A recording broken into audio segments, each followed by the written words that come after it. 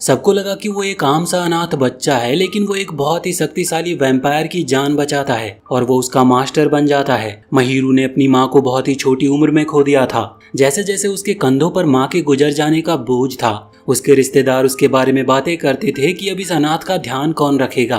महिरू को लगा कि वो अपने दुख के बाद तन्हाइयों में डूब जाएगा, लेकिन तभी उसके अंकल ने उसे अपनाने की बात की। उसने महिरू के सर पर हाथ रख के कहा कि हम परिवार हैं, इसीलिए ये तो साधारण सी बात है कि वो उसका ध्यान खुद ही रखेंगे। अब महिरू एक हाई स्कूल स्टूडेंट है और उसकी जिंदगी की फिलॉसफी है लॉजिकल और सिंपल चीजें करना, बिल्कुल अपने अंकल की तरह। वो किसी और के कुछ करने का इंतजार नहीं करता, बल्कि खुद ही पहले करता है। एक दिन उसे रास्ते में एक घायल बिल्ली मिलती है, तो वो उसे घर लेकर आता है, उसका इलाज करता और उसे अपना लेता है। वो उस काले और नींद में डूबी बिल्ली का नाम रखता है कूरो, बिना जाने कि इस बिल्ली में कुछ अंधेरा और भयानक छुपा है। अगले दिन घर लौटते वक्त उसके दोस्त उससे रेलवे स्टेशन के पास एक्टिव वैम्पायर के अफवाहों के बारे में बताते हैं और वो ये भी कहते हैं कि 10 लोगों का खून अब तक पिया जा चुका है। महिरू इन अफवाहों पर विश्वास नहीं करता और घर लौट आता है, लेकिन जैसे ही वो घर पर पहुंचता है उसे एक झटका लगता है कि टीवी ऑन है। वो चुपके से अंदर जाता और देखता है कि एक फैंसी सा ईमो लुकिंग लड़का, जिसके आंखों के नीचे गहरा डार्क सर्कल है, उसके घर में आराम से बैठा हुआ है। वो बहुत ही घबरा जाता और पूछता है कि वो कौन है और उसके घर में वो घुसा कैसे। वो उस आदमी पर झाड़ू से हमला करता है, लेकिन वो लड़का बहुत तेज था और आराम से उसके हमले से बच जाता है। जब महिरू दूसरी बार उस पर हमला करने ही वाला होता है, तभी गलती से पर्दा हट जाता है और धूप कमरे में आने लगती है। और जैसे ही धूप उस लड़के पर पड़ती है, वो तुरंत उसी काली बिल्ली कूरो में बदल जाता है। महिरू हैरान रह जाता है इस अजीब घटना से। जैसे ही वो पर्दा दोबारा बंद करता है, बिल्ली दोबारा से इंसान बन जाती है। वो चीख कर पूछता है कि वो कौन है। वो लड़का जवाब देता है कि वो एक दयालु और आलसी वैम्पायर है। मयूरू घबरा जाता है और सोचता है कि उसके दोस्त सही कह रहे थे। वो उसे धूप में फेंकने की कोशिश करता है, पर मयूरू उस पर रेलवे स्टेशन के आसपास लोगों पर हमला करने का इल्जाम लगाता है। लेकिन वैम्पायर कहता है कि उसे उस बात के बारे में कुछ भी पता नहीं है। मयूरू सब कुछ समझाने की कोशिश कर ही रहा होता है कि वैम्पायर कहता है कि जब वो इंसान के रूप में हो तो उसका असली नाम ना ले। तो मयूरू मजाक में उससे कहता है कि तो क्या होगा अगर मैं तुम्हें कूरो बुलाऊं, और तुरंत उसके हाथ और कूरो के गले के चारों तरफ नीली जादुई रिंग्स बन जाती है। जमीन पर एक और एनर्जी सर्कल बनता है और जैसे ही वो बिखर जाता है, सारे रिंग्स उसमें घुस जाते हैं और फिर गायब हो जाते हैं। कूरो ऑलरेडी थक चुका होता है और डिप्रेस्ड फील कर रहा था। मयूरू उसे झटका देता है और पूछता है कि अभी क्या हुआ। कूरो बताता है कि वो एक खास तरह का वैम्पायर है जो अपने मास्टर से बंधे होते हैं। वो सिर्फ अपने मास्टर का खून पी सकता है और मास्टर के आदेश उनके लिए अंतिम होते हैं। कूरो कहता है कि अभी जो कुछ भी हुआ वो एक टेम्पररी कॉन्ट्रैक्ट था और अगर वो 24 घंटे के अंदर मयूरू का खून नहीं पीता तो ये कॉन्ट्रैक्ट टूट जाएगा। मयूरू को ये सुनकर सुकून मिलता है और वो कूरो को घर से बाहर निकाल देता है ताकि वो किसी भी कॉम्प्लिकेशन से बच सके।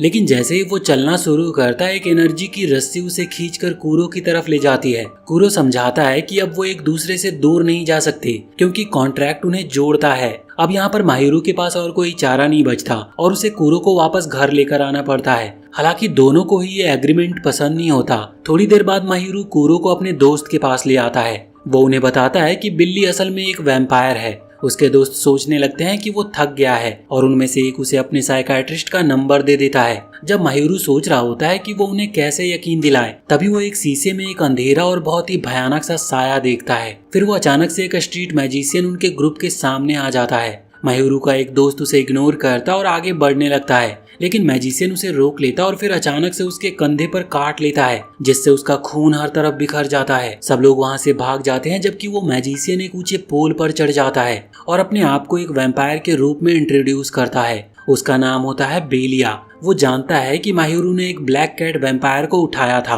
और वो उसे एक डुएल के लिए बुलाता है। जैसे ही बेलिया नाचता है, कूरो अचानक एक सरप्राइज किक से हमला करता है। मयूरू उससे पूछता है कि क्या हो रहा है यहाँ पे, लेकिन कूरो कहता है कि हमें भागना चाहिए क्योंकि वो किसी वैम्पायर से लड़के परेशान नहीं होना चाहता। मयूरू को ये बात पसंद नहीं आती और वो कूरो से कहता है कि वो अकेला भाग जाए और खुद अपने दोस्तों की मदद के लिए वापस जाता है। बेलिया उन पर फिर से हमला करने ही वाला होता है, लेकिन मयूरू उस पर कूदता है और उसका सर पकड़ लेता है और पूरी वो भी ताकत से।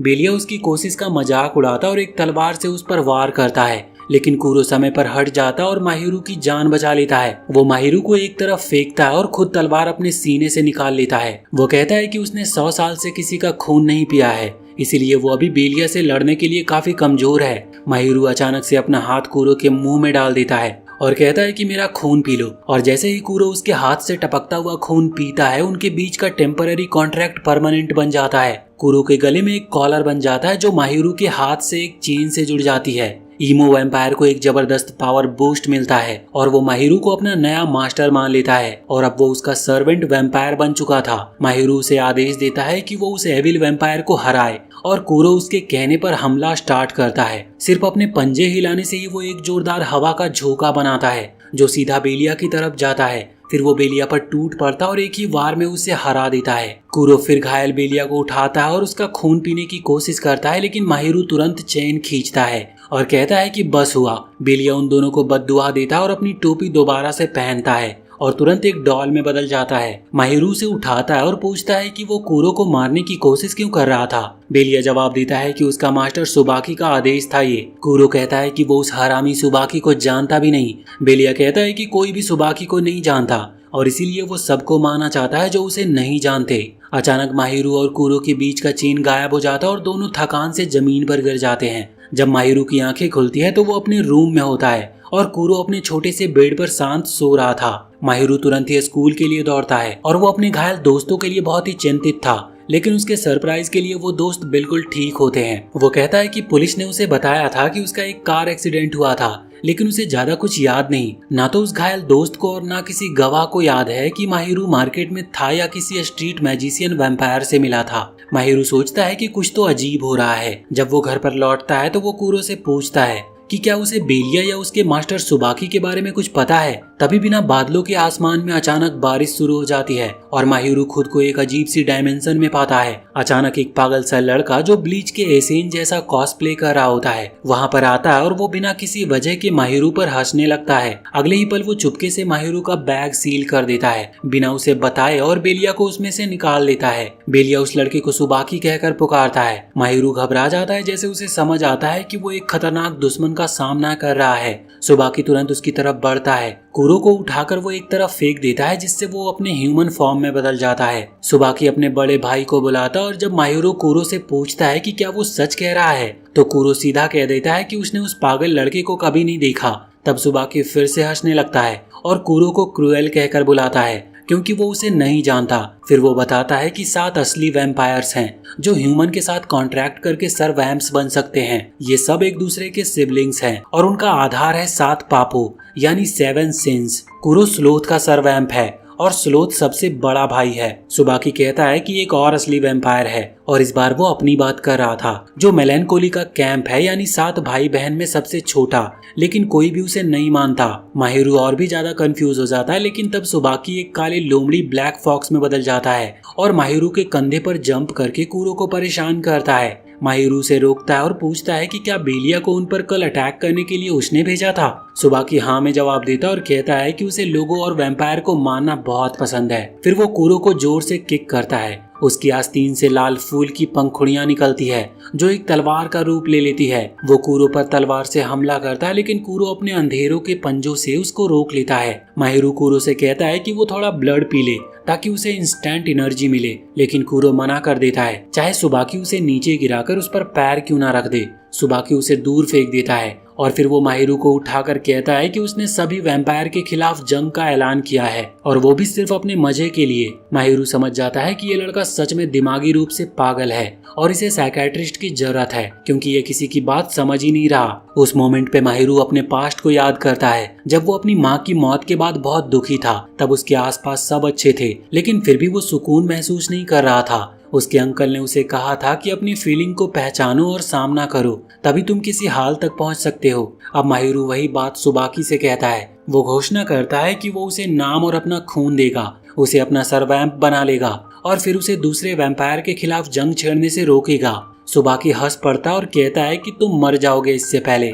वो अपनी तलवार से माहिरू पर वार करता है, लेकिन कूरो समय पर पहुंचकर उसकी जान बचा लेता है। सुबाकी के वार करते ही माहिरू और कूरो अचानक से गायब हो जाते हैं। सुबाकी सोचता है कि माहिरू एक इंटरेस्टिंग लड़का है और वहाँ से वो चला जाता है। इसी बीच माहिरू को कूरो बताता है कि एक दूसरा सर्वेंट ने उनकी जान बचाई थी। अचानक एक ट्विन जोड़ी आती है और कहती है कि उनका मास्टर माहिरू और उसके सर्वेंट से मिलना चाहता है। कूरो जाना नहीं चाहता था, इसलिए वो बिल्ली में बदल जाता है। लेकिन तभी एक अमीर लड़का अपने सिंहासन पर बैठ कर आता और माहिरू से कहता है कि उसके पास कोई और ऑप्शन नहीं है, उसे उसके साथ चलना ही पड़ेगा। वो लोग उसके लीमो में बैठ जाते हैं और वहाँ पर वो लड़का अपना परिचय देता है। वो कहता है कि उसका नाम मिसोनो है, जो कि कैंप ऑफ लस्ट का मास्टर है। जल्दी वो मिसोनो के घर पर पहुंच जाते हैं और एक तितली जो उसके सर पर बैठी होती है, असल में वो एक सर्वैम्प निकलती है। मिसोनो उस कैंप को सर पर थप्पड़ मारता है और उसका नाम स्नो बताता है। फिर वो माहिरू और कूरो को अंदर ले जाता है और जैसे ही वो लोग एक बंद कमरे में पहुंचते हैं, वो लोग अपनी असली नीयत दिखाने लगते हैं। यहाँ स्नो दोबारा से एक तितली में बदल जाता और वो जाकर मिसोनो का खून चूसता है, जिससे वो अपना डेथ साइड समन करता और अपनी फुल पावर अनलीज करता है। मिसोनो का बिहेवियर तुरंत ही बदल जाता है और वो माहिरू को बेकार कहता है, जो अपने सर्वेंट को यूज करना भी नहीं जानता। वो माहिरू से कहता है कि वो उसका सर्वेंट बन जाए, लेकिन जब माहिरू मना करता है तो वो स्नो को उसके ऊपर हमला करने भेज देता है। स्नो माहिरू पर हमला करता है जब माहिरू ने उसका सर्वेंट बनने से इनकार कर दिया। वो मुश्किल से स्नो के पहले अटैक से बच पाता है। माहिरू गुस्से में मिसोनो से पूछता है कि वो ऐसा क्यों कर रहा है। मिसोनो, जो कि एक अमीर लड़का है, वो कहता है कि वो किसी कॉमनर जैसे इंसान को कुछ नहीं बताएगा। इस बात से माहिरू और भी ज्यादा गुस्सा हो गया था। माहिरू कूरो को उठाता और फ्रंट डोर से निकलते हुए कहता है कि उसे किसी ऐसे घमंडी रिच प्रिक से बात नहीं करनी जो सिर्फ अपने स्टेटस का घमंड रखता है। लेकिन जैसे ही वो बिल्डिंग से बाहर निकलता है, माहिरू को लगता है कि वो रास्ता ही भूल गया है और अचानक से वो देखता है कि कई बच्चे उसे विंडोज से क्रीपी नजरों से घूर रहे हैं। तभी स्नो उसके पीछे आ जाता और कहता है कि ये सब उसी के मिनियंस हैं जो उसके ऑर्डर फॉलो करते हैं। स्नो कहता है कि वैम्पायर के खिलाफ उसकी लड़ाई में सुबाकी और उसके चमचे सबसे पहले कमजोर मिनियंस को निशाना बना रहे हैं। मिसोनो वहाँ पर थोड़ी देर बाद आ जाता है, सांस फुलाते हुए सिर्फ इसीलिए क्योंकि उसने सिर्फ एक सीढ़ियाँ उतरी होती है। वो कहता है कि वो अपने मिनियंस को सिर्फ एक सैक्रिफाइस के जैसे यूज नहीं करना चाहता, इसलिए वो उनकी रक्षा के लिए और भी ज्यादा पावर चाहता है। वो माहिरू से कहता है कि अगर उसके पास अपने सर्वैम्प का मास्टर बनने का हौसला नहीं है तो वो उसके अंडरलाइंग बन जाए। माहिरू तब अपनी पोजीशन समझ जाता है और मिसोनो से कहता है कि वो उसके और स्नो के बच्चों को बचाने में मदद करेगा, लेकिन एक सर्वेंट नहीं बल्कि दोस्त बनकर। मिसोनो इस बात को एक्सेप्ट कर लेता है और फिर वो माहिरू से पूछता है कि क्या वो सुबाकी का सामना बिना किसी वेपन के करेगा। मिसोनो बताता है कि सभी मास्टर एक वेपन बना सकते हैं अपने कैंप की पावर से, और फिर वो माहिरू को वेपन चलाना सिखाने का फैसला करता है। कुछ देर के बाद माहिरू अपने बेस्ट फ्रेंड साकुया के साथ घर जा रहा होता है तो रास्ते में माहिरू को पीछे से कोई अजीब सी प्रेजेंस महसूस होती है, लेकिन जब वो पलट कर देखता है तो वहाँ पर कुछ भी नहीं होता।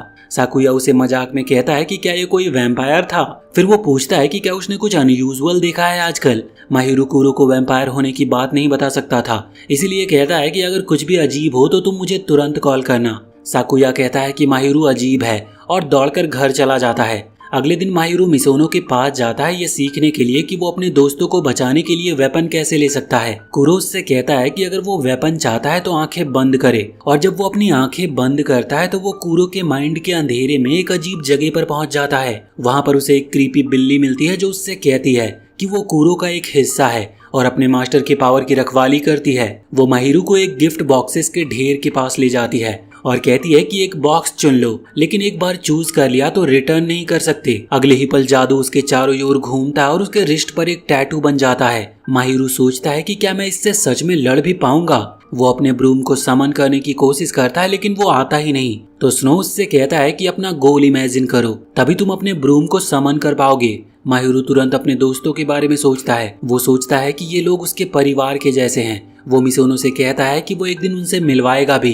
कुछ दिन के बाद माहिरू और उसके दोस्त साकुया के बारे में चिंतित होते हैं जो कुछ दिनों से स्कूल नहीं आया था। माहिरू स्कूल के बाद उससे मिलने जाने का फैसला करता और उसके लिए कुछ लंच बॉक्सेस भी खरीदता है। वो कूरो को बताता है कि वो और साकुया एलिमेंट्री स्कूल से बेस्ट फ्रेंड रहे हैं, लेकिन तभी उसकी मेमोरी ग्लिच होने लगती है। उसे याद नहीं आता कि साकुया का एड्रेस क्या था। वो सोचता है कि क्या मैं कभी उसके घर भी गया था या नहीं। उसकी साकुया के बारे में सारी यादें तेज गति से मिटने लगती है। तभी अचानक असली साकुया उसके पीछे आ जाता और उसे डरा देता है। माहिरू उससे पूछता है कि तुम स्कूल क्यों नहीं आ रहे हो इतने दिनों से। कूरो उस लड़के को शक की नजरों से देख रहा था। साकुया बताता है कि कुछ दिन पहले उसके ऊपर यहाँ पर अटैक हुआ था और हालांकि उसकी जान बच गई, तब से वो घर से निकलने से डरता है। तभी एक दूर से किसी की चीख की आवाज आती है और साकुया तुरंत माहिरू का हाथ पकड़ता है और उसे कुछ गलियों से ले जाता है। वो एक खुले मैदान में पहुंचते हैं। माहिरू कुछ पूछ भी नहीं पाता कि क्या हो रहा है। तब तक वो और कूरो स्टील वायर से बांध दिए जाते हैं और उसी वक्त दो तलवारें कूरो के पास से गुजर जाती है। बेलिया एक बिल्डिंग के छत पर खड़ा होता और वहां से जंप करके साकुया के पास आ जाता है। तभी साकुया बिल्कुल पागल जैसे बर्ताव करता और माहिरू पर चिल्लाने लगता है और कहता है कि तुम्हें वार्निंग दी गई थी कि ये एरिया वैम्पायर से भरा हुआ है, फिर भी तुम यहाँ पर आए। और तभी कूरो को समझ आता है कि साकुया असल में सुबाकी का मिनियन है। साकुया माहिरू से कहता है कि अपने बीते हुए लम्हों के बारे में सोचो, उन यादों के बारे में जो उन्होंने साथ में बिताए थे। और तभी उसे एहसास होता है कि वो माहिरू के बचपन के किसी भी याद में नहीं है। फिर वो छुरियां निकालता और माहिरू से कहता है कि सोचो कितनी यादें असली है और कितनी झूठी। तभी साकुया माहिरू के ऊपर हमला करता है, लेकिन कूरो अपने आप को बीच में डालकर उसके चोट को खुद के ऊपर ले लेता है। बेलिया तभी दूसरा वार करता और अपनी तलवारों से कूरो को घायल कर देता है। माहिरू को विश्वास ही नहीं होता कि उसका बेस्ट फ्रेंड एक वैम्पायर निकला। साकुया यहाँ पर रोता हुआ कहता है कि काश वो वैम्पायर ना होता। वो कहता है कि उसने माहिरू पर भरोसा किया था, लेकिन माहिरू ने उससे झूठ बोला कि कूरो एक नॉर्मल बिल्ली है। वो कहता है कि अगर तुमने झूठ नहीं बोला होता तो हम आज भी दोस्त होते। माहिरू अब सिचुएशन से निकलने के लिए कूरो के कैंप की पावर का यूज करना चाहता था, लेकिन कूरो उसका खून पीने से मना कर देता है। वो कहता है कि कैंप वैम्पायर सिर्फ तब तक ताकत पाते हैं जब तक उनके मास्टर में सच्ची इच्छा शक्ति होती है, सिर्फ खून से कुछ नहीं होता। माहिरू थोड़ा बेकार और हेल्पलेस महसूस कर रहा था, लेकिन तभी स्टील स्ट्रिंग्स कट हो जाती और मिसोनो और स्नो वहां पर पहुंच जाते हैं। यहाँ पर स्नो बेलिया पर हमला करता और मिसोनो साकुया का सामना करता है, क्योंकि माहिरू उसका पहला दोस्त है। साकुया उसे इग्नोर करता और कहता है कि तुम जैसे इंटाइटल्ड ब्रैट्स कुछ भी नहीं कर सकते, और बेलिया को पहले अटैक करने का हुक्म देता है। लेकिन जैसे ही बेलिया सीधे मिसोनो और उसके सर्वैम्प के बीच में आता है, मिसोनो का स्पेशल वेपन एक्टिवेट हो जाता है। बेलिया के एग्जीक्यूशन चेयर पर बांध दिया जाता और स्नो सीधे उसके दिमाग को काट डालता है। मिसोनो फिर साकुया से कहता है कि बड़े ही शर्म की बात है कि हमें लड़ना पड़ रहा है, क्योंकि माहिरू तुम दोनों को मिलवाना चाहता था। यहाँ पर साकुया का एटीट्यूड अचानक ही बदल जाता और वो ऐसे एक्ट करता है जैसे वो भी माहिरू और मिसोनो के साथ दोस्ती करना चाहता हो। मिसोनो इससे इमोशनल हो जाता और स्नो के साथ अपना चेन तोड़ देता है। तभी बेलिया, जो अब किसी स्ट्रिंग्स के कंट्रोल में है, वो स्नो पर अटैक कर देता और उसका एक पैर काट डालता है। और उसी वक्त साकुया भी मिसोनो पर अपनी छुरियों से अटैक करता है और उसे बहुत चोट पहुंचाता है। फिर वो माहिरू को अपने बाहों में लेकर कहता है कि मैं हमेशा से तुम्हें और तुम्हारे दोस्तों को मारना चाहता था, चाहे हम पहले कितने भी दोस्त क्यों ना हो, क्योंकि मैं ऐसे ही बना हूँ। वो माहिरू को जमीन पर फेंक देता और कहता है कि अब वो उसके सारे दोस्तों को भी मार डालेगा। तभी अचानक से एक लड़की का भूत वहाँ पर दिखाई देता है। वो साकुया के पीछे आ जाता और उसे रोकता है। वो धीरे से कुछ कानों में कहती है, जिसकी वजह से साकुया का ध्यान माहिरू से हट जाता है। इधर कूरो भी अब तक रिकवर हो चुका होता है और वो माहिरू से कहता है कि वो इस हालत में लड़ नहीं सकते, इसलिए उन्हें भाग जाना चाहिए। लेकिन माहिरू इनकार कर देता और साकुया को रोकने के लिए आगे बढ़ता है। वो अपना झाड़ू समन करता और साकुया पर जोर से वार करता है, जिससे उसे एक गहरी चोट लग जाती है और रुकती नहीं। तभी माहिरू को महसूस होता है कि वो अपने वेपन पर कंट्रोल नहीं कर पा रहा। साकुया उससे कहता है कि मुझे मार दो।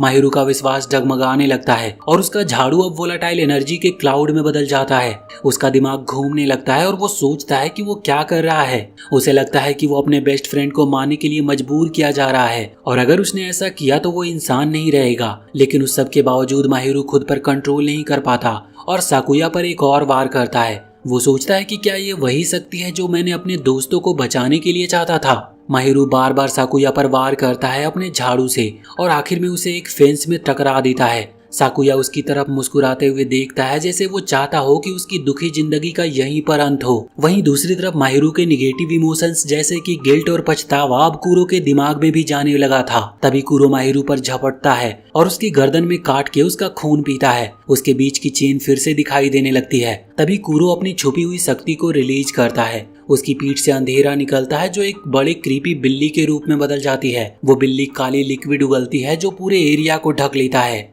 माहिरू चिल्लाता है कि ये क्या हो रहा है, और तभी वो उस ब्लैक लिक्विड में बह जाता है। साकुया अपना हाथ उसकी तरफ बढ़ाता और कहता है कि अपने सर्वैम्प को कह दो कि मुझे मार दे, सब कुछ खत्म हो जाएगा।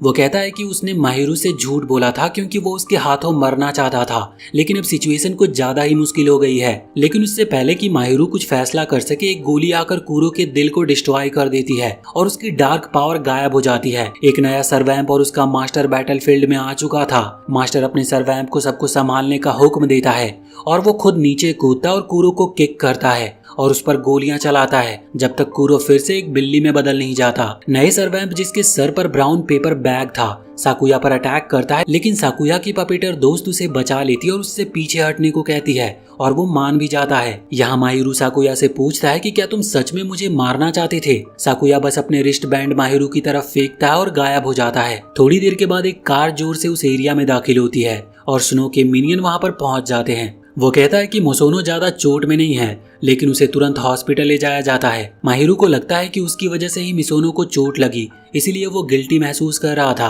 तभी एक काउबॉय वैम्पायर मास्टर आता है और कहता है कि मिसोनो को अपनी गलती का जिम्मेदार खुद बनना चाहिए, क्योंकि उसने बैटल के बीच में अपना गार्ड नीचे कर दिया था। वो अपने आप को एक वॉन्डरिंग एंटीक डीलर बताता है और उसका वैम्पायर है जी, जो इनवे का सर्वैम्प है। माहिरू को लगता है कि वो आदमी थोड़ा वियर्ड है जो डॉल से बात करता है और अपने सर्वैम्प के साथ मजाक करता रहता है। वो काउबॉय फिर माहिरू को कूरो वापस देता और पहले जो कुछ उसने कूरो के साथ किया उसके लिए माफी मांगता है। वो कहता है कि शायद अच्छा होता अगर मैं साकुया को भी संभाल लेता। फिर वो माहिरू से कहता है कि ये तो अच्छी बात है कि तुम्हें अभी ही पता चल गया कि तुम में किसी को मारने का हौसला नहीं है। अगर तुम चाहो तो मैं कूरो को वापस ले जा सकता हूँ और तुम एक नॉर्मल स्टूडेंट की तरह जिंदगी जी सकते हो। वो माहिरू को कहता है कि अगर कभी अपना कॉन्ट्रैक्ट तोड़ना हो तो मुझसे संपर्क करना। अगले दिन जब माहिरू ग्रोसरी शॉपिंग के लिए जा रहा होता है तो उसकी नजर सुबाकी पर एक रेस्टोरेंट में पड़ती है। वो तुरंत जाकर उसके पास बैठ जाता और उससे पूछता है कि साकुया उसका मिनियन कब बना। सुबाकी तब साकुया की लाइफ स्टोरी सुनाना शुरू करता है।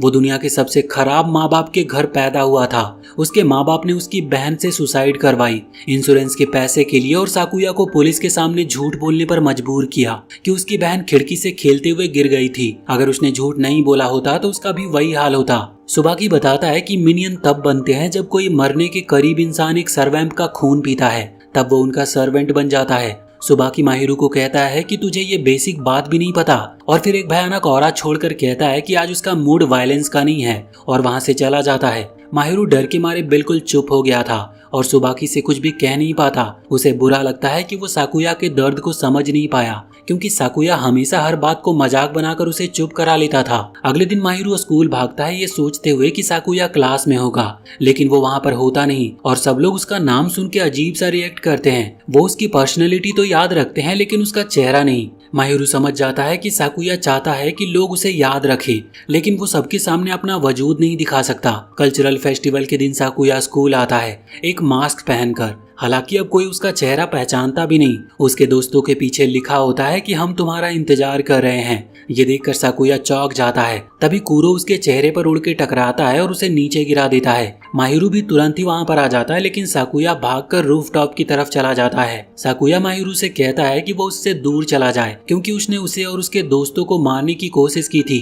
माहिरू उससे कहता है कि वो झूठ बोल रहा है, क्योंकि उसने असल में उन्हें बचाया था। वो कहता है कि मिसोनो की चोट भी इतनी सीरियस नहीं थी। दोनों रूफटॉप की तरफ भागते हैं और साकुया मान लेता है कि वो माहिरू का दोस्त सिर्फ इसी साल बना था और उनके बचपन की सारी यादें झूठी थी जो उसके दिमाग में डाली गई थी। माहिरू कहता है कि ये फर्क नहीं पड़ता क्योंकि तुम अब भी मेरे दोस्त हो। लेकिन तब साकुया रूफटॉप से जंप करने लगता है। माहिरू तुरंत उसका कॉलर पकड़ लेता और अपना फ्लाइंग ब्रूम समन करता है। जब वो दोनों गिरते हैं तो माहिरू कहता है कि यह फर्क नहीं पड़ता कि तुम वैम्पायर हो, तुम अब भी मेरे दोस्त हो और हमेशा रहोगे। फिर वो अपना बैलेंस खो देता और दोनों क्रैश कर जाते हैं एक नजदीक के जंगल में। वहाँ दोनों हंस रहे होते हैं माहिरू के स्ट्रेंज और बेकार पावर्स पर, लेकिन तब साकुया रोना शुरू कर देता है। वो कहता है कि मैं चाहता था कि ये खुश लम्हे थोड़ा और जी सकूं। साकुया बताता है कि जब वो छोटा था तब उसने अपनी बहन की मौत के लिए खुद को दोषी माना। तब सुबाकी ने उसे समझाया था ये तुम्हारी गलती नहीं थी। सुबाकी ने उससे वादा किया था कि वो अंत में उसके पास जरूर आएगा और उसने वादा निभाया भी। जब वो मौत के करीब था तब सुबाकी उसके पास आया पाया। साकुया कहता है कि सुबाकी पहला इंसान था जिसने उसकी मदद की और उससे झूठ नहीं बोला, इसीलिए वो उसके लिए कुछ भी करेगा। माहिरू तब समझाता है कि साकुया के लिए सुबाकी का इन्फ्लुएंस वही था जो उसके लिए उसके अंकल का था।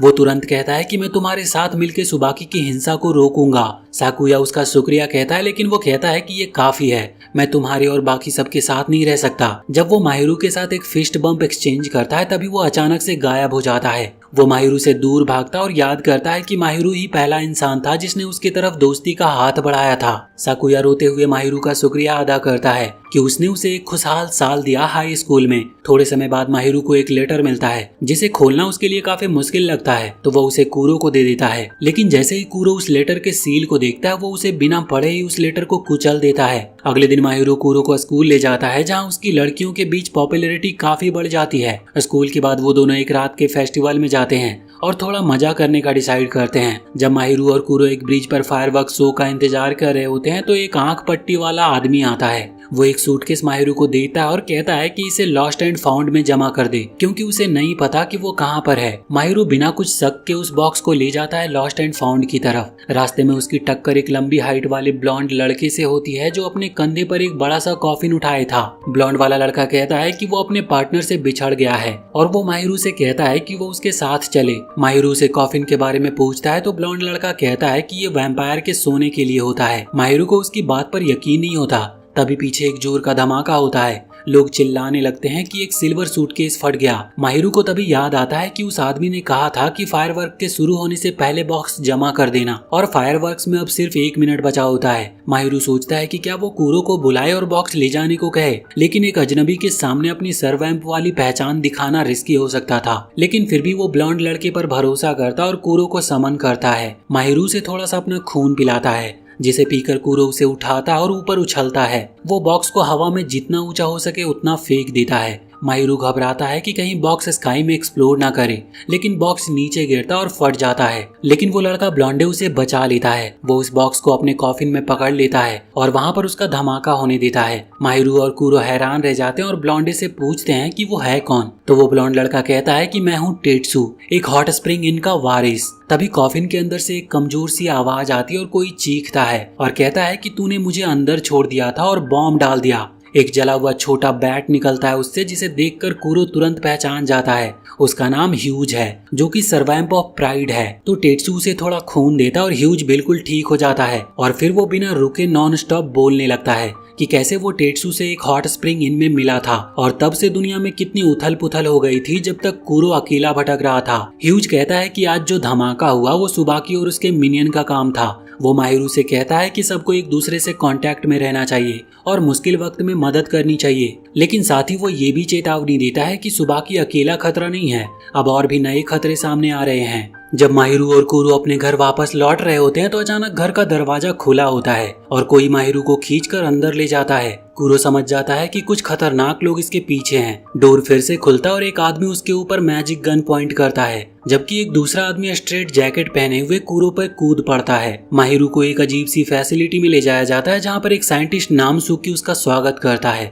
वो बताता है कि वो अभी C3 के हेडक्वार्टर्स में है, एक न्यूट्रल पार्टी जो इंसानों और वैम्पायर के बीच में काम करती है। वो कहता है कि वो माहिरू के साथ है और उसे सिर्फ बात करने के लिए यहाँ पर लाया गया है। सुकी माहिरू से सुबाकी को रोकने के लिए साथ में मिलकर काम करने की गुजारिश करता है, क्योंकि वो दोनों के लिए खतरा है। माहिरू को ये सब थोड़ा जल्दी लगता है, लेकिन सुकी उसे समझाता है कि वो एक ही साइड पर है और एक ही गोल है उनका, तो फिर दिक्कत क्या है। सुकी कहता है कि कूरो उनके बारे में सब जानता है और माहिरू को उसे सब कुछ पूछना चाहिए। फिर वो कहता है कि उन्हें मिलकर सुबाकी के सारे मिनियन को खत्म करना होगा। माहिरू तुरंत मना कर देता है, क्योंकि सुबाकी का एक मिनियन उसका दोस्त भी है और उसने साकुया को बचाने का वादा भी किया है। सुकी कहता है कि उसने साकुया के बारे में रिसर्च की है और ये बचकानी भावनाएं सीरियस मिशन में काम नहीं आती। माहिरू ऐसे बोरिंग एडल्ट्स के साथ काम करने से इनकार कर देता है। सुकी उसका फैसला एक्सेप्ट करता है, लेकिन फिर अपनी असली चाल चलता है। वो कहता है कि इस कमरे में 52 दरवाजे हैं और सिर्फ एक ही एग्जिट तक ले जा सकती है। वो माहिरू से कहता है कि जल्दी सही डोर ढूंढो, वरना वो अपने सर्वैम्प कूरो को हमेशा के लिए खो देगा, क्योंकि कूरो इस वक्त C3 के सबसे टैलेंटेड वैम्पायर हंटर के हाथ में है। माहिरू भागता है एग्जिट ढूंढने में, लेकिन पहला दरवाजा उसे वापस उसी जगह पर ले आती है जहाँ से वो चला था। सूकी कहता है कि अगर वो सभी दरवाजों को चेक करेगा तो एक दिन लग जाएगा और तब तक वैम्पायर हंटर कुरो को उससे इतना दूर ले जाएंगे कि वो मर जाएगा, क्योंकि अगर सरवैम्प और उसका मास्टर एक सर्टेन डिस्टेंस से ज्यादा दूर हो जाएं तो मास्टर मर जाता है। माहिरू के पास दो ऑप्शन थे, या तो सही दरवाजा ढूंढे या C3 के साथ काम करे। माहिरू ऐसा ट्विस्टेड डील कबूल करने से इनकार कर देता है और बाहर जाने का रास्ता ढूंढता रहता है। और जब उसे लगता है कि नॉर्मल तरीका काम नहीं करेगा तो वो अपने ब्रूम को समन करता है और एक ब्रेक डांस जैसा मूव करता है जो टोर्नेडो बनाता है और बिल्डिंग की छत तोड़ देता है। सूकी कहता है कि माहिरू ने सही रास्ता ढूंढ लिया है, लेकिन फिर भी उसे वार्न करता है कि कुरो पर भरोसा मत करना, क्योंकि वो आखिर में एक खून पीने वाला वैम्पायर है। माहिरू कहता है कि उसने वैम्पायर का अच्छा रूप भी देखा है और वो उसके दोस्त हैं। सूकी उसकी बातों से स्पीचलेस हो जाता है और बिना कोई रोक टोक के उसे जाने देता है। उसी वक्त कुरो पे पहले के 3 लोग हमला कर रहे होते हैं। वो बहुत ही मुश्किल से ग्राउंड से निकलती काली स्पाइक से बचता है, लेकिन फिर स्ट्रेट जैकेट वाला आदमी उस पर हमला करता है। कुरो उसके कुछ किक से बचता है, लेकिन फिर उसके मुंह पर मार पड़ती है और वो दूर जाकर गिरता है। वो तीनों लोग उसे घेर लेते हैं और कहते हैं कि अगर तू हमारी लेटर पर तब आता तो सब कुछ आसान होता। कुरो गोली से बचकर भागता है और रिवर साइड तक पहुंचता है। स्ट्रेट जैकेट वाला आदमी कहता है कि तेरा मास्टर अब हमारे कंट्रोल में है। यहाँ कुरो ध्यान हटा लेता और उसी पल वो काले लोहे के पिंजरे में बंद हो जाता है। जब वैम्पायर हंटर उसे खत्म करने वाले होते हैं तभी माहिरू ब्रूम पर सवार होकर उसके सामने आता है और उसे ले जाकर बचा लेता है। कुछ दिनों के बाद माहिरू मिसोनो और टेट्सू के हॉट स्प्रिंग इन में एक मीटिंग रखते हैं, जबकि कुरो और स्नो हॉट बाथ का मजा ले रहे थे। मिसोनो एक फैंसी बेड पर आराम कर रहा होता और टेट्सू काम में बिजी होता है। माहिरू फ्रस्ट्रेट हो जाता है क्योंकि कोई भी उनकी स्ट्रेटेजी मीटिंग को सीरियसली नहीं ले रहा था। बाद में मिसोनो और माहिरू वेंडिंग मशीन के पास मिलते हैं और सुबाकी और सरवैम्प के बारे में उनका कितना कम नॉलेज है उसके हिसाब लगाते हैं। माहिरू कहता है कि शायद कैंप ऑफ एनवी का मास्टर उनकी मदद कर सके, क्योंकि वो काफी जानकारी रखता है। लेकिन मिसोनो उस आइडिया को तुरंत ही रिजेक्ट कर देता है और कहता है कि उस आदमी पर भरोसा नहीं किया जा सकता और वो अपने दम पर सब कुछ कर लेंगे। थोड़ी देर बाद ह्यूज वहाँ पर हवा में उड़कर आता है, एक नए खतरनाक आदमी के बारे में इंफॉर्मेशन लेकर, जो सिटी में घूम रहा है। माहिरू और कुरो उस आदमी को ढूंढने निकल पड़ते हैं। ह्यूज के मिनियन से पता चलता है कि टारगेट ब्लैक कपड़ों में है और उसकी पीठ पर पंख भी लगे हैं। वो उसे तुरंत देख लेते हैं और कुरो वार्न करता है कि वो आदमी डेंजरस लग रहा है, लेकिन माहिरू फिर भी उसका पीछा करता है। वो देखता है कि वो आदमी एक हेजहॉग को केज में ले जा रहा है और माहिरू के अंदर का एनिमल एक्टिविस्ट जाग जाता है। वो उस आदमी के पीछे भागता और जैसे ही वो कोने पर पहुंचता है वो आदमी उसका इंतजार कर रहा था। वो माहिरू से पूछता है कि क्या तुम एक एंजल हो या एक डीमन। माहिरू उसका सवाल सुनकर कंफ्यूज हो जाता है। तभी वो आदमी अपनी पावर का यूज करता और एक मैजिकल पियानो समन करता है और एक मेलोडी बजाता है जो कुरो को वीक बना रही थी। कुरो घुटनों पे गिर जाता है और वो आदमी खुद को डीमन बताता और उस पर हमला कर देता है। वो कुरो को एक किक से हवा में उड़ा देता और फिर दूसरी किक से और ऊपर ले जाता है। वहीं माहिरू अपना ब्रूम समन करके रूफटॉप तक पहुंचता है, जहां वो आदमी कुरो को कुचलने ही वाला था, लेकिन माहिरू उसे रोक देता और कुरो को अपना खून पिलाता है ताकि वो वापस से स्ट्रांग हो सके। माहिरू उस आदमी से पूछता है कि वो उसके पार्टनर को क्यों चोट पहुंचाना चाह रहा है और उस हेजहॉग को छोड़ने को कहता है। वो आदमी अपने केज को खोलता है और उसमें से हेजहॉग एक और सरवैम्प बन जाता है, जो अपने आप को लॉ के रूप में इंट्रोड्यूस करता है, जो कि ग्रीड का सरवैम्प था। वो हाइपर एक्टिव है और कहता है कि उसका मास्टर लिच है, एक ऐसा आदमी जिसे लगता है कि वो एक एंजल है। लिच लाओ के बकवास से इरिटेट हो जाता है और उसे किक मारकर हटा देता है। वो कहता है कि वो उसे इसीलिए नफरत करता है क्योंकि वो भी एक डीमन है। लाओ अपने टॉक्सिक मास्टर से मार खाने के बाद भी उसे काफी एडमायर करता रहता था। यहाँ माहिरू उनके अजीबोगरीब बिहेवियर से काफी इरिटेट होता है, लेकिन वो खुश भी होता है कि शायद एक और एलाई मिल गया। लेकिन लाओ कहता है कि वो गलत है, वो उनके एलाई नहीं है और उन्हें किसी की जरूरत भी नहीं है। उसका कहना है कि कुरो जो सबसे बड़ा वैम्पायर भाई है, अगर चाहे तो सब कुछ खत्म कर सकता है, लेकिन उसने अब तक माफ नहीं किया है जो पिछली बार हुआ था जब सातों वैम्पायर इकट्ठा हुए थे। माहिरू रियलाइज करता है कि कुरो और लाओ के बीच कोई पुराना टेंशन है। वो उन्हें अलग करता और खुद को इंट्रोड्यूस करता है। फिर वो लाओ से मदद मांगता है, लेकिन लाओ मना कर देता है। वो माहिरू को ध्यान से देखता है और कहता है, तुम मेरे सबसे बड़े भाई के मास्टर हो पर काफी ऑर्डिनरी लगते हो।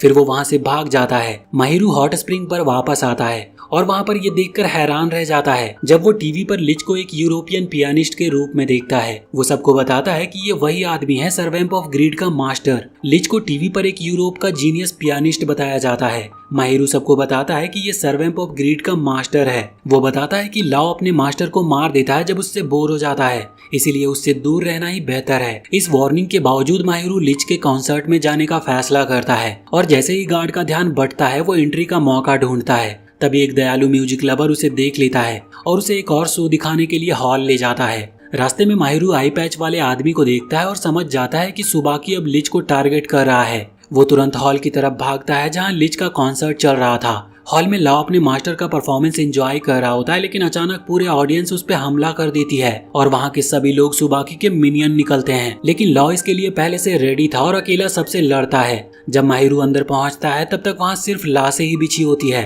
वो लाओ की ताकत देखकर हिल जाता है और कहता है कि शायद उसने हद पार कर दी है। लीच अपना परफॉर्मेंस रोक देता है क्योंकि लोग बातें कर रहे होते हैं। लाओ उससे पूछता है कि वो उसका शुक्रिया क्यों नहीं कर रहा, लेकिन लीच उसे किक मार देता है। लाओ तुरंत ही उसके पीछे पहुंच जाता और उसे वॉल में घुसा देता है। माहिरू को चिंता होती है, लेकिन लाओ कहता है कि सर्वैम्प के मास्टर आम इंसानों से ज्यादा टफ होते हैं। वो माहिरू से कहता है कि वो उसे रिक्रूट करने की कोशिश बंद करे और कूरो को ही सब कुछ संभालने दे। माहिरू कहता है कि ये कूरो अकेला नहीं कर सकता। तो यहाँ पर लाओ बहुत ही इरिटेट हो जाता है और वो माहिरू को धक्का देता और वो हॉल के दूसरे किनारे चला जाता है। कूरो माहिरू के लिए रिक्वेस्ट करता है, लेकिन लॉ सिर्फ हंस पड़ता है। तब वो माहिरू को 7 सर्वैम्प की कहानी बताना शुरू करता है। बहुत पहले 7 वैम्पायर भाई बहन शांति से रहा करते थे और जब उन्हें एक लेटर आया C3 नाम की ऑर्गेनाइजेशन से, उस लेटर में उनसे कहा गया कि एक खास इंसान को मार डाला जाए। 7 सर्वैम्प ने वोट करके फैसला करना चाहा, जहां ग्रीड, ग्लूटोनी और रैथ इसके खिलाफ थे और प्राइड, एनवी और लस्ट सपोर्ट में थे। तो वोटिंग टाई होने पर उन्होंने अपने सबसे बड़े भाई सर्वैम्प ऑफ स्लोथ, जो कि कूरो था, वो उससे फैसला मांगते हैं। जैसे ही लॉ बताने वाला होता है कि कूरो ने क्या फैसला किया, कूरो गुस्से से पागल हो जाता है और वो अपनी पावर रिलीज करता है। लॉ उसकी हालत देखकर मजाक उड़ाता और कहता है कि वो अपने मास्टर से अपनी गलतियां छुपाने की कोशिश कर रहा है। कूरो तलवार निकाल लेता है और दोनों सर्वैम्प के बीच स्टेज पर लड़ाई शुरू हो जाती है। माहिरू डिसाइड करता है कि वो खुद इसे रोकेगा। वो अपना ब्रूम समन करता और कूरो को बुला लेता है। तभी लिच अपने इंजरीज से रिकवर करता है, फाइट रोकता है और लॉ को नीचे गिराता है और वो माहिरू के ब्रूम को तोड़कर कूरो को वॉल में चिपका देता है। वो कहता है कि सब बहुत ही डिस्ट्रक्टिव हो चुके हैं, इसीलिए अब सिर्फ उसकी परफॉर्मेंस सुननी चाहिए। वो एक दुखी मेलोडी बजाता है जो सुनने वालों के दिल की गहराइयों को छू जाती है। सभी बहुत ही इमोशनल हो जाते हैं। यहाँ माहिरू अपनी माँ के साथ बिताए हुए पल को याद करता और उसे रोना आने लगता है। वहीं लॉ जमीन पर गिरता है क्योंकि उसे एक ऐसी शक्ल नजर आती है जिसे वो भूलना चाहता था। कूरो का रिएक्शन और भी ज्यादा स्ट्रांग होता है। उसकी आंखों की पुतलियां फैल जाती है और एक डरावनी मेमोरी वापस आती है जिसे वो सप्रेस कर रहा था। लाओ और बर्दाश्त नहीं कर पाता, इसीलिए वो लिच पर हमला करता है, लेकिन लिच भी रेडी था। तभी डोर खुलता है और वो आदमी आता है जो माहिरू को लेकर कॉन्सर्ट में आया था। वो एक वेल मैस्कट भेजता है ताकि टेंशन कम हो सके। वो वेल मैस्कट जाकर लाओ और लिच के सर पर थप्पड़ जैसा वार करता है ताकि दोनों रुक जाए। लाओ को आदमी और वेल दोनों पर गुस्सा आता है क्योंकि वेल उसका मिनियन था। माहिरू तुरंत ही कूरो को आजाद करने के लिए दौड़ता है, लेकिन वो देखता है कि कूरो ने पूरी तरह अपना होश खो दिया है। तभी उसे आवाज आती है और वो मुड़कर देखता है कि सुबाकी के एक बची हुई मिनियन सामने खड़ी है। वो माफी मांगती है और गुजारिश करती है कि उसे जाने दिया जाए। लाओ उसे मारने जा रहा होता है, लेकिन माहिरू उसका हाथ पकड़ लेता है और कहता है कि ऐसे किसी को मारने की जरूरत ही नहीं है जो लड़ने का इरादा ही नहीं रखती हो। यहाँ पर लाओ हार मान जाता और कहता है कि उसे वैसे भी नाम बिना के कैरेक्टर में इंटरेस्ट नहीं है और बाहर चला जाता है। माहिरू फिर उस आदमी के पास जाता है जो अपना परिचय क्रैन के रूप में देता है, जो कि लिच का मैनेजर था। वो डिसाइड करता है कि सुबाकी के मिनियन को जिंदा रखेंगे और माहिरू उसे अपने दोस्तों के पास ले जाता है। कूरो अब भी डार्कनेस में छुपा हुआ था। दूसरी तरफ लाओ अपने गुस्से को शांत करने के लिए वीडियोस देख रहा होता है। तभी अचानक से सुबाकी उसके पीछे आ जाता है। लाओ उसे देखकर घबरा जाता और सुबाकी क्रीपी स्माइल के साथ अपना वेपन निकाल लेता है। माहिरू हॉट स्प्रिंग लौट आता है जहाँ पर मिसोनो उस पर गुस्सा होता है कि उसने अकेले एक्शन ले लिया, पर कम से कम वो सुबाकी के एक मिनियन को जिंदा पकड़ने में कामयाब हुआ।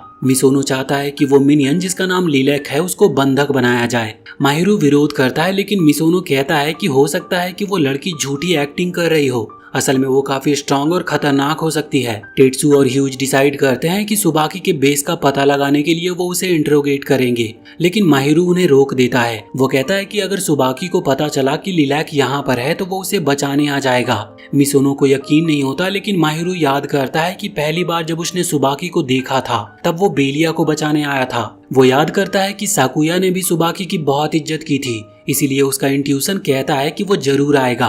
माहिरू कूरो से पूछता है कि उसके हिसाब से क्या सही है, लेकिन कूरो इनसे बाहर चला जाता है। माहिरू उसके पीछे जाता और पूछता है कि क्या दिक्कत है। कूरो को बस एक नजर डालना ही काफी होता है माहिरू को समझाने के लिए कि उसका मेंटल स्टेट अभी सही नहीं है। माहिरू रियलाइज करता है कि जब से लाओ ने उनकी पुरानी कहानी का जिक्र किया है तब से कूरो कुछ अजीब सा बिहेव कर रहा है। वो उससे पूछना चाहता है कि क्या उसने C3 के कहने पर उस इंसान को मारने के लिए हाँ किया था, लेकिन तभी माहिरू को देखते ही देखते कूरो एक नाइटमेयर जैसे रूप में बदलने लगता है। उसका शरीर पिघलने लगता है और डरावना बन जाता है। माहिरू डर से कांप उठता है, लेकिन हिम्मत जोड़कर कहता है कि वापस चलो कूरो। कूरो उसकी बात मान जाता है और अपने कैट फॉर्म में बदल जाता है और चुपचाप उसके साथ ही लौट आता है। बाद में माहिरू लिलैक के साथ बैठकर बात करता है, जो उससे पूछती है कि वो उसके साथ इतना अच्छा क्यों है जबकि वो उसकी दुश्मन है। माहिरू कहता है कि वो सबके साथ अच्छा ही है क्योंकि वो लड़ना नहीं चाहता। लिलैक कहती है कि माहिरू काफी भोला है, लेकिन वो उसे वार्न करती है कि सुबाकी के कमजोर मिनियन लड़ना नहीं चाहते, लेकिन वो हायेन से बच के रहे जो सुबाकी का राइट हैंड मैन है और सबसे स्ट्रांग और खतरनाक भी है। अगले दिन माहिरू जल्दी उठ जाता है और देखता है कि कूरो एक अंधेरे कोने में सो रहा होता है। तभी उसे लिच के मैनेजर का कॉल आता है। वो माहिरू से पूछता है कि क्या उसने लॉ को कहीं पर देखा है, क्योंकि कल रात से ही वो लापता है और इस वजह से लिच हर घंटे कमजोर और थका हुआ महसूस कर रहा है। लिच अब लॉ को ढूंढने निकल जाता है क्योंकि सिर्फ वही उसकी ताकत वापस ला सकता था, लेकिन तभी अचानक से एक अधेड़ उम्र का रेड हेड आदमी उसके पीछे आ जाता है। लिच समझ जाता है कि वो खतरनाक है और उससे दूर भागने की वो कोशिश करता है, पर वो इतनी तेजी से भाग नहीं पाता और उसके सर पर चोट लग जाती है। और ये रेड हेड कोई और नहीं बल्कि सुबाकी का राइट हैंड हायेन होता है। वो कहता है कि उसका बॉस बहुत नाराज है क्योंकि लॉ ने कल रात उसके प्यारे मिनियन को मार दिया है, इसीलिए अब वो बदला लेना चाहता है और अब वो लिच को जहन्नुम दिखाने वाला है। लिच लड़ने की कोशिश करता है, लेकिन हायेन उसे भारी चोट पहुंचाता है। हायेन लड़ते वक्त भी मजाक उड़ा रहा होता है। लिच मौका देखकर अटैक करता है, लेकिन हायेन आसानी से बच जाता है और उसके हाथ पर भी एक घाव दे देता है। फिर वो उस घाव को लाल आग में बदल देता है, जिससे वो अपना स्मोक लाइट करता है। वो कहता है कि अभी उसका सर यानी कि लाओ सुबाकी के पैरों के नीचे दबा हुआ पड़ा है। लिच कहता है कि उसे उस हेजहॉग से मतलब नहीं है, लेकिन वो किसी रेड हेड से नहीं हारेगा। हायेन कहता है कि एक टैलेंटेड पियानिस्ट को मारना शर्म की बात होगी, पर फिर भी वो रेड फ्लेम से एक जायंट फायर टोर्नेडो बना देता है। ये फायर टोर्नेडो इतना बड़ा होता है कि माहिरू उसे दूर से देख लेता है। वो तुरंत वहां पर जाने की सोचता है और कूरो से लड़ने के लिए तैयार होने को कहता है। कूरो थोड़ा हिचकिचाता है, लेकिन माहिरू के कहने पर वो मान जाता है। दोनों समय पर पहुंच जाते हैं, बिल्कुल सही टाइम पर, जब हायेन लिच को खत्म ही करने वाला था। माहिरू हायेन से कहता है कि उसके दोस्त से वो दूर हो जाए, पर जैसे ही उसे पता चलता है कि ये रेड हेड डरावना हायेन है, तो वो खुद सामना करता और वो कूरो को समन करता है, लेकिन कूरो तुरंत ही अंदर के अंधेरे में गिर जाता है। कूरो अपना कनेक्शन माहिरू से खो देता है और उसका शरीर एक काले लिक्विड में मेल्ट होने लगता है। फिर ये सब अंधेरे मिलकर एक काले क्रिस्टल बॉल में बदल जाते हैं। माहिरू समझ नहीं पाता कि हो क्या रहा है। वो क्रिस्टल बॉल को हाथों में उठाता है और सोचता है कि क्या ये कूरो है। हायेन भी हैरान होता है और माहिरू की तरफ बढ़ता है, लेकिन माहिरू अपना ब्रूम समन करता है और वो भी उस ब्लैक क्रिस्टल बॉल के अंदर चला जाता है। अब माहिरू बिल्कुल निर्दोष और लाचार होता है, लेकिन लिच उसके और हायेन के बीच आ जाता है। वो अपने मैजिक बूट से एक सर्कुलर पियानो बना देता है और उस पर कदम रखकर म्यूजिक से अटैक करता है। हायेन यहाँ पर लिच के टैलेंट से काफी इम्प्रेस होता है और अब सीरियसली लड़ना शुरू करता है। वो रेड फ्लेम से अटैक करता है और वहीं लिच अपने पियानो की से इनकाउंटर करता है। माहिरू सिर्फ वहां पर खड़ा सब कुछ देख रहा होता है। उसे लगता है जैसे वो एक निकम्मा जोकर बन गया हो। लिच लड़ते वक्त भी उससे कहता है कि वो अपने डाउट्स छोड़ दे और जो चाहता है वो करे।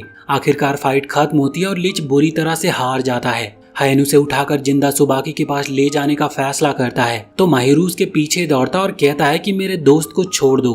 तभी हायेन अचानक से उसके सामने आता है और माहिरू को जमा देता है। जैसे ही हायेन वहां से चला जाता है, मिसोनो और टेट्सु वहां पर पहुंचते हैं। वो शॉक हो जाते हैं ये देखकर कि कूरो अब एक काले बॉल में बदल चुका है, लेकिन उन सभी वैम्पायर को उसके अंदर से उसकी एनर्जी महसूस हो रही होती है। माहिरू यहाँ पर अपने आप को ही दोषी ठहरा रहा था कि उसने कूरो की सलाह नहीं मानी और बिना किसी बैकअप के एक्शन ले लिया, लेकिन मिसोनो कहता है कि अभी भी उनके पास एक मौका है। उसे वहाँ पर एक सेलफोन मिलता है जिसमें एक की चेन लगा होता है जो बेलिया जैसा दिखता है। इससे पता चलता है कि ये फोन सुबाकी के किसी आदमी का हो सकता है और उसका अंदाजा बिल्कुल सही था। सुबाकी तुरंत कॉल करता है और कहता है कि ये फोन हायेन का है और वो इसे वापस चाहता है। मिसोनो उससे कहता है कि वो इस फोन के बदले लॉ और लिच को छोड़ दे जो इस वक्त उसके कब्जे में है। सुबाकी उसकी हिम्मत पर हंस पड़ता और कहता है कि ये कोई आईफोन नहीं है जिसके लिए वो इतना कुछ करेगा, लेकिन मिसोनो उसे याद दिलाता है कि उसके पास उसका एक मिनियन भी बंधक है। वो सुबाकी से कहता है कि ग्रीड के सर्वैम्प और उसके मास्टर को बिना किसी नुकसान के वापस भेज दे,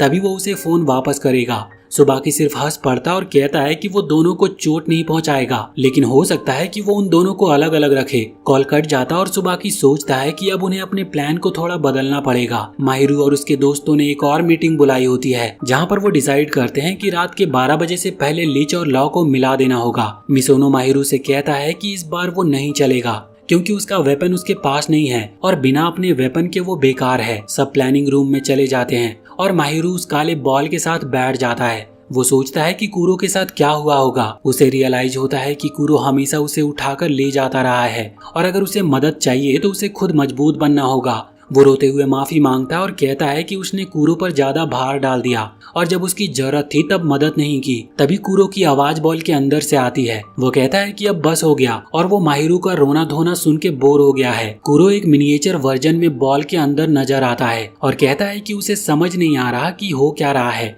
लेकिन वो बाहर नहीं निकल पा रहा है। माहिरू उसे वादा करता है कि वो उसे किसी भी हाल में बाहर निकालेगा, लेकिन कुरो कहता है कि उसे वैसे भी अकेले रहना अच्छा लग रहा है क्योंकि अब उसे किसी परेशानी वाले इंसान का सामना नहीं करना पड़ता। माहिरू तुरंत मिसोनो और टेट्सू को बुलाता है ताकि वो उन्हें दिखाए कि कुरो ठीक हो रहा है, लेकिन वो दोनों कुरो को देख या सुन नहीं पाते। टेट्सू तुरंत एक आइडिया लगाता है और बॉल को काट कर कुरो को निकालने की सोचता है, लेकिन माहिरू उसे रोक देता है। वो कहता है कि एज अ मास्टर उसकी जिम्मेदारी है कि वो कुरो को खुद ही फ्री करे। वो एक सॉ उठाता और बॉल को काटने की कोशिश करता है, लेकिन ब्रूट फोर्स से काम नहीं बनता। तभी एक गेस्ट आता है जो लिच का मैनेजर था, जिसका नाम होता है क्रे, और उसके साथ उसका वेल मैस्कट भी था। वो बहुत ही डिप्रेस्ड होता है सुन के कि लिच और लॉ सुबाकी के पास कैप्चर्ड हैं और माहिरू माफी मांगता है कि उसकी वजह से सब और बिगड़ गया। क्रे कहता है कि वो रेस्क्यू मिशन में मदद करेगा और बताता है कि वेल मैस्कट काफी काम का है। फिर वो एक पानी की गन निकालता और ह्यूज के हाथ पर एक बूंद गिराता है, जिससे वो तुरंत ही स्टन हो जाता है।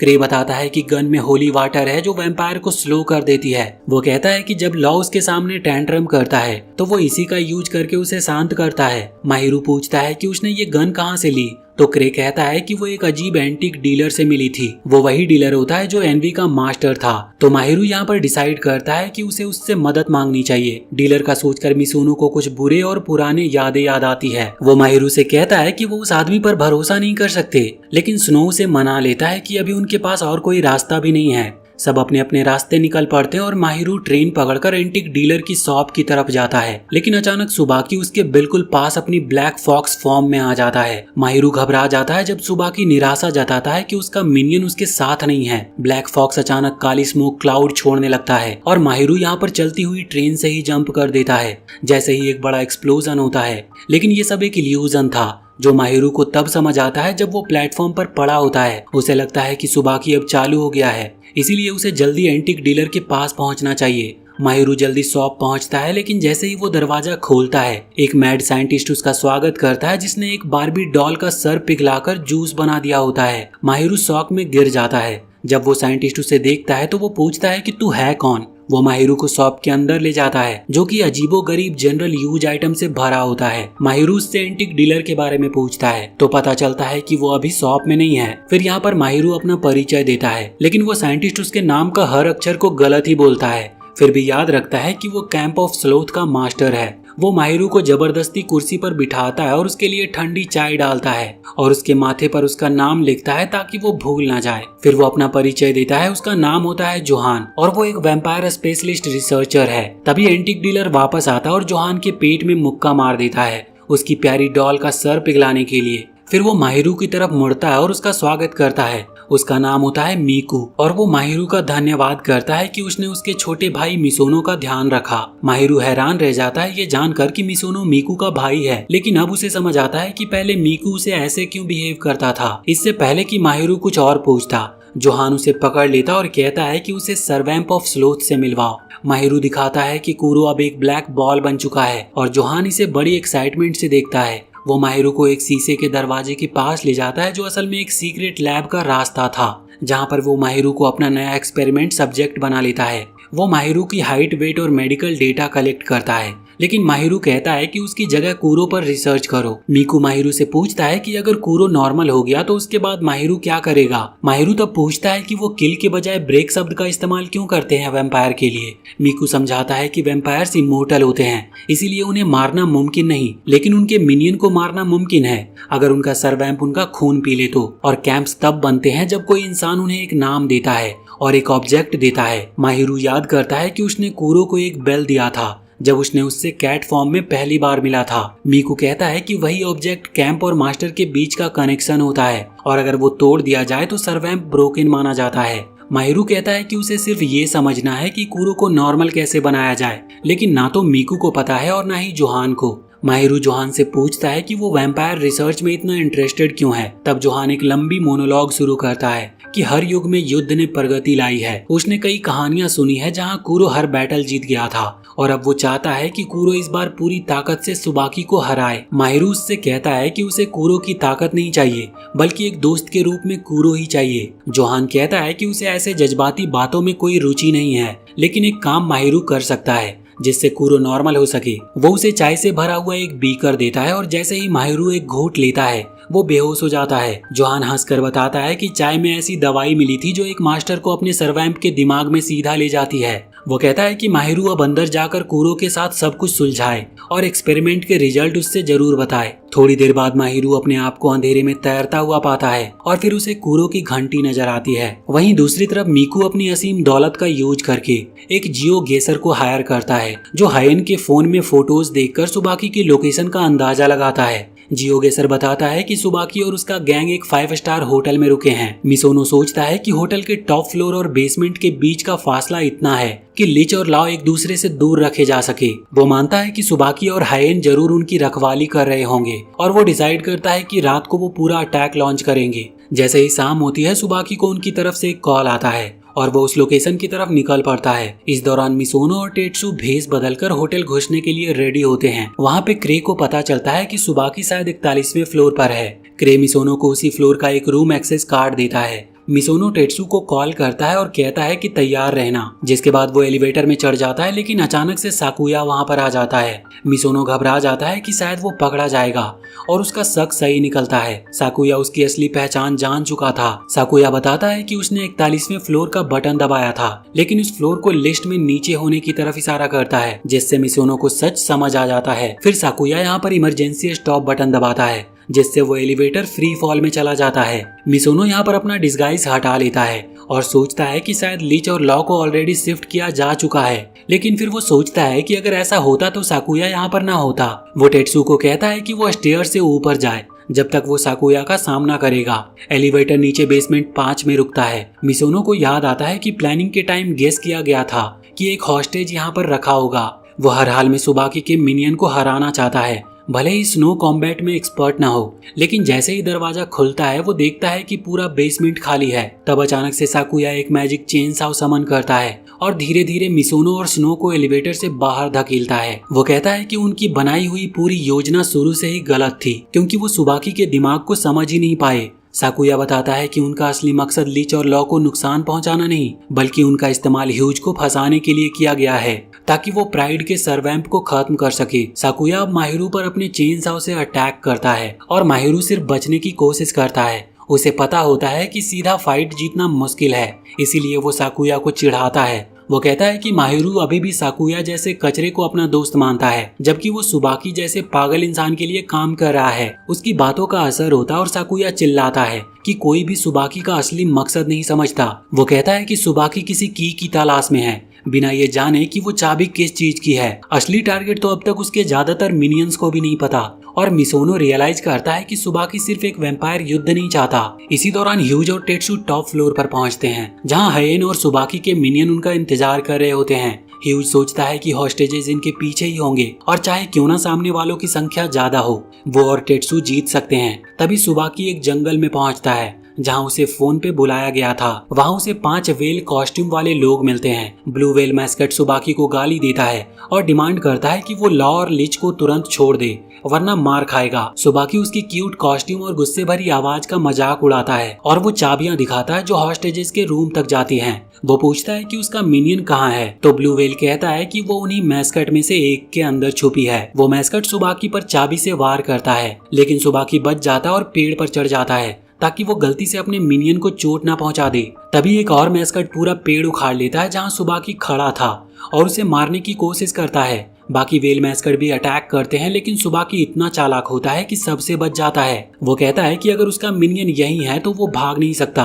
वो ब्लू वेल को फील करने की कोशिश करता है, लेकिन कॉस्ट्यूम इतना मोटा होता है कि कुछ समझ ही नहीं आता। फिर सुबाकी कहता है कि ये हाइड एंड सीक वेल के साथ जंगल में खेलना बड़ा मजेदार है, और तभी वो अपने पावर से अचानक आसमान से बारिश करवा देता है। वो मैस्कट को एक शैतानी स्माइल देता है और वहीं दूसरी तरफ माहिरू कूरो के दिमाग के अंदर पहुंचता है, जो एक लाल रेत वाले रेगिस्तान जैसे जगह जैसा दिखता है। वहां उसे वो वही क्रीपी कैट मिलता है जिसने उसे पहले उसका वेपन दिया था। वो पूछता है कि कूरो कहाँ पर है। वो कैट उससे कहता है कि कूरो उससे मिलना नहीं चाहता, लेकिन माहिरू उसकी बात नहीं मानता। वो बेल की आवाज सुनता और उसके पीछे जाने लगता है, लेकिन घूमते घूमते वो मुंह के बल ही गिर जाता है। वो रियलाइज करता है कि बेल की आवाज रेत के नीचे से आ रही है, तो वो रेत को काटने लगता है। वो नीचे जाने वाली सीढ़ियां पकड़ता और एक कमरे में पहुंचता है। जैसे ही दरवाजा खुलता है, माहिरू एक पुरानी याद में पहुंच जाता है। ये याद कूरो की होती है, उस समय की जब 7 सर्वैम्प ने C3 के दिए गए किलिंग मिशन पर चर्चा की थी। वैम्पायर 2 कैंप्स में डिवाइड हो गए थे। कुछ का कहना था कि जिस इंसान को मारने के लिए कहा गया है वो उनका क्रिएटर है और बहुत ही पावरफुल है, इसीलिए उसे जिंदा नहीं छोड़ना चाहिए। प्राइड, एनवी और लस्ट उसके खिलाफ थे, जबकि ग्लूटोनी, रैथ और ग्रीड उसे मारने के विरोध में थे। टाई होने पर उन्होंने कूरो से फैसला करने को कहा था, तो वहाँ पर कूरो ने कहा था कि वो उस इंसान को खुद ही मार देगा। ये सुनकर लाओ का दिमाग खराब हो जाता है और वो कूरो का कॉलर पकड़ लेता है और पूछता है कि क्या वो उनके माँ बाप जैसा इंसान को मार देगा। तो कूरो यहाँ पर कहता है कि वो ऐसे इमोशनल बातों का यूज ना करे। और इसी के साथ हम इस पार्ट को यहीं पर एंड करते हैं। अगर आपको इसके आगे की भी कहानी जाननी है तो हमें कमेंट सेक्शन में जरूर बताएं, और वीडियो अगर पसंद आई हो तो चैनल को सब्सक्राइब करके बेल आइकन जरूर दबा लें।